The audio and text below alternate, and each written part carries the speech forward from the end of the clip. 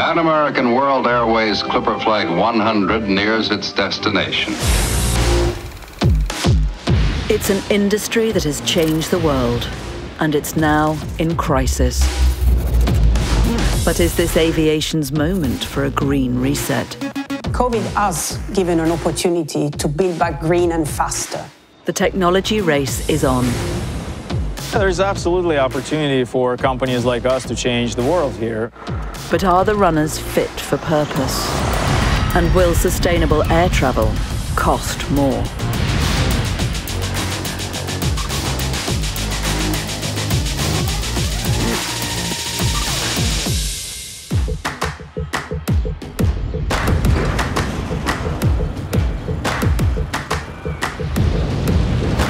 Val Miftakhov is the CEO of a company committed to sustainable aviation. Of course, it's exciting. Every time we're testing something new. And today, he's test flying a plane that could potentially solve aviation's biggest challenge. This is the world's largest hydrogen-electric aircraft flying right now. Well, we hope for us achieving all the performance that we expect to achieve. His vision? To fly without polluting the skies. Okay, let's do it. 134.930. Surface wind 280.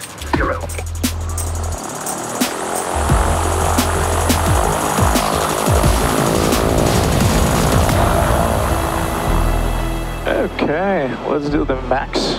What will it do? In this plane, hydrogen is being used in a fuel cell to run an electric motor, producing zero carbon emissions.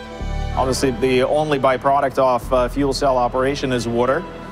So water vapor gets out into the atmosphere, and this is pretty harmless.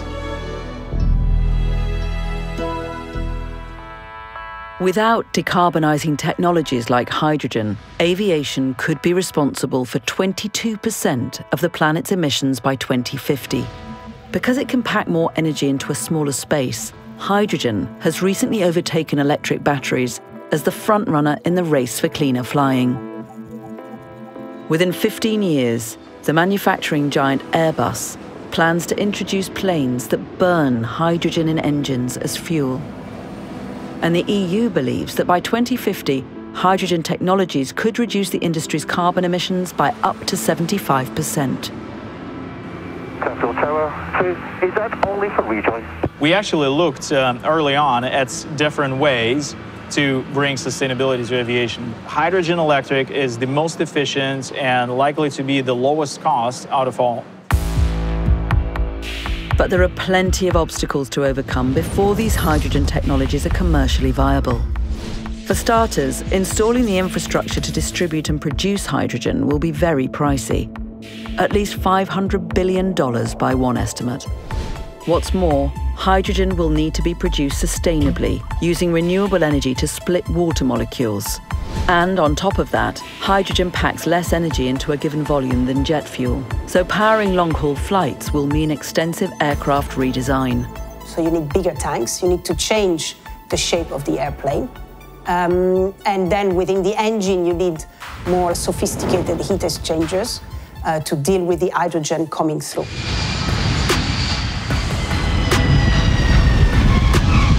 Airlines are fighting for the future of their industry. The big problem for aviation is that green technologies cost a lot of money, but there isn't much to go around, as the industry faces the worst economic crisis in its history, and as environmental movements like flight shaming are on the up.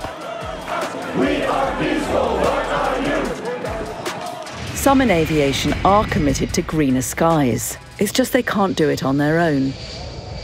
According to one of Britain's leading figures on climate change and energy policy. I think the good news is that the industry has really redoubled its efforts to decarbonise. I think we are seeing many examples of leadership. But we may also need, government support in an environment where COVID-19 has very clearly hit the cash flows of the big incumbent players in a way which was not their fault.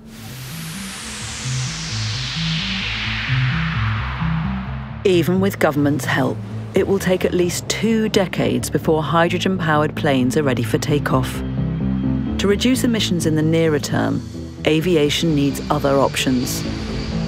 And a frontrunner has recently emerged. Since July, the right engine of this Airbus A321 has been powered by biofuel. Sustainable fuels are made from synthetic sources or biological ones such as crops, algae, or even waste. One of the great benefits of going down the sustainable aviation fuel, the biofuel, or the synthetic jet fuel route is that it's a drop-in fuel, so that what happens at the airport doesn't change. To pump up the flow of sustainable fuels, experts say governments need to offer incentives to airlines. That could mean rolling out taxes on dirty fuels and making airlines buy a certain proportion of cleaner ones.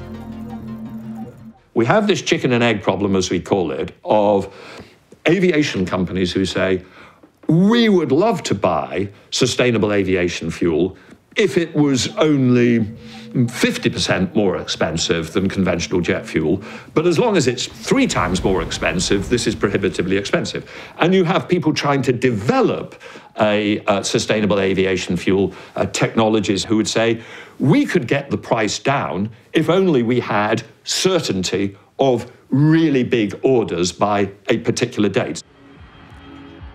And there's another way governments could speed up the shift to greener skies: stumping up investment funds. So that's interesting. Just ask the CEO, who's trying to make hydrogen-powered planes take off. He says the $3.3 million his company received from the British government has been crucial. He argues larger-scale investment from the state, as well as the private sector, is key to making green aviation viable. It's very hard to make the radically new technologies competitive commercially without government support right from the beginning, especially when you're in R&D phase, especially in such a capital-intense industry as aviation. Going green may be the biggest challenge the industry has ever faced. It demands the right investment and policies to support a range of technologies, and that might mean passengers need deeper pockets. It may be that there is a slight air ticket premium. I think we should simply pay it. I think we should say this is what we have to pay in order to have zero carbon flight. I'm Simon Wright, Industry Editor at The Economist. If you'd like to read more about the future of aviation, click on the link opposite. If you'd like to watch more of our Now and Next series, click on the other link. Thank you for watching, and don't forget to subscribe.